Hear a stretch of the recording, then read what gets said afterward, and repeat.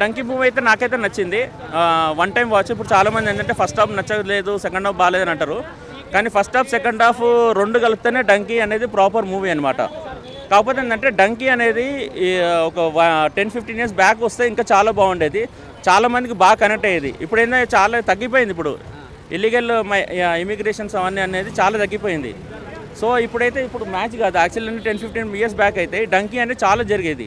చాలామంది లక్షలాది మంది ప్రాణాలు కూడా పోగొట్టుకున్నారు. అందులో ఇండియన్స్ కూడా చాలామంది ఉన్నారు, లక్షల మంది ఉన్నారు.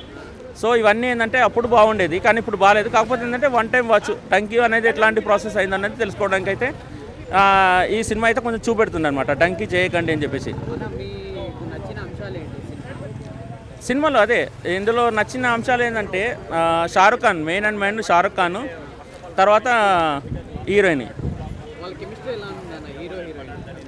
హీరోయిన్ కెమిస్ట్రీ బాగుంది. యాక్చువల్లీ ఏంటంటే ఇప్పుడు ఇందులో షారుఖ్ ఖాన్ది ఆ హీరోయిన్ది కెమిస్ట్రీ ఎట్లుందంటే ఒక ఫ్రెండ్స్, ఫస్ట్ నుంచే ఫ్రెండ్స్ లాగా ఉంటారు. లాస్ట్కి వాళ్ళు ఒక దగ్గరికి వెళ్ళినాకనే అతను లవ్ ఎక్స్ప్రెస్ చేస్తాడు, లండన్కి వెళ్ళినాకనే లవ్ ఎక్స్ప్రెస్ చేస్తాడు.